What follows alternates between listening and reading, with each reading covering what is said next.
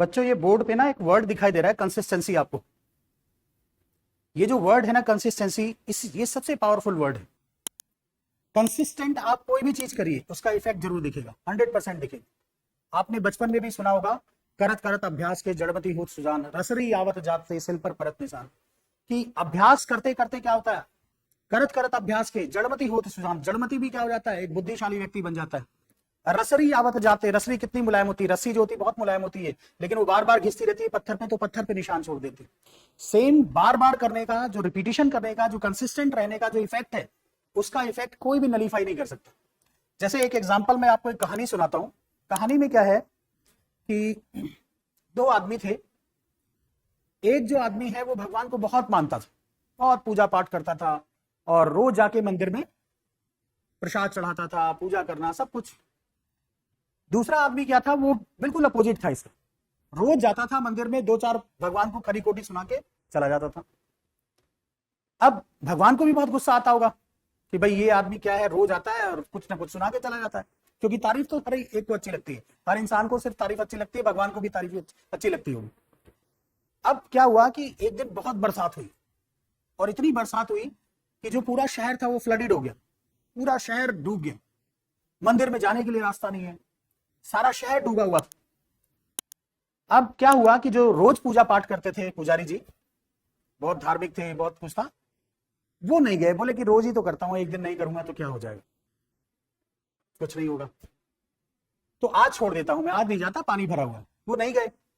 लेकिन जो भगवान को उल्टा सीधा बोलता था, गलत बोलता था, वो उस दिन भी गुस्से में था। उस दिन बोला आज तो, क्योंकि भगवान ने तो बाढ़ ही कर दी, हद हो गई है, भर दिया पूरा, पानी पानी भर दिया, मैं कैसे जाऊं ऑफिस, आज तो सुनाने का बनता ही है, आज तो भगवान को डबल सुना के आऊंगा मैं। वो उस दिन भी भगवान के पास गया, पानी में, पूरे पूरे पानी में, मतलब आप सोचिए बेचारा आधा डूब गया था, आधे डूबे हुए पानी में गया वहां, और आधे डूबे हुए पानी में जाके भगवान को खरी खोटी सुनाई उसने कि ये क्या सिस्टम बना रखा है, कभी बरसात कर देते हो एकदम डूब ही जाए आदमी, कभी एकदम सूखा हो जाता है, ये सिस्टम क्या है तुम्हारा। खूब सुनाया भगवान को। अब क्या हुआ, भगवान जो है ना प्रसन्न हो गए और उसको दर्शन दे दिए।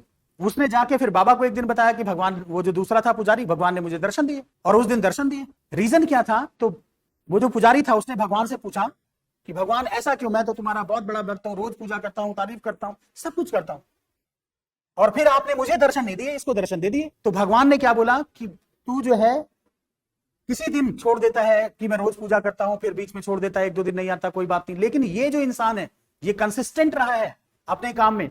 भले ही ये मेरे को उल्टा सीधा बोलने आता है, लेकिन डेली आता है, और सिर्फ कंसिस्टेंसी का ही मूल्य है। कम से कम डेली इस बहाने से मुझे, मेरे दर्शन तो करता है, मिलने तो आता है। एक दिन जब पानी भरा हुआ था, जब शहर में कोई नहीं चल रहा था, तब भी ये मेरे को सुनाने आ गया था, इसलिए मैंने दर्शन दी। देखिए भगवान के दर्शन होना ये सब एक कहानी की तरह है, लेकिन मोरल ऑफ द स्टोरी क्या है कि भले ही आपके जीवन में कैसे भी दिन आए, कैसा भी ऊपर नीचे चलता ही रहता है, कभी डाउन हो जाते हैं, कभी अप हो जाते हैं, कैसे भी दिन आए, लेकिन जो आप काम कर रहे हैं उसको कंसिस्टेंटली करते रहिए। पड़े पड़े पत्थर के भी दिन बदल जाते हैं। तो सिंपल सी बात है, अगर आप कंसिस्टेंट रहेंगे, किसी भी चीज में कंसिस्टेंट रहेंगे, तो उसका इफेक्ट जरूर आएगा। सो मोरल ऑफ द स्टोरी है कि be consistent in your life, in your efforts.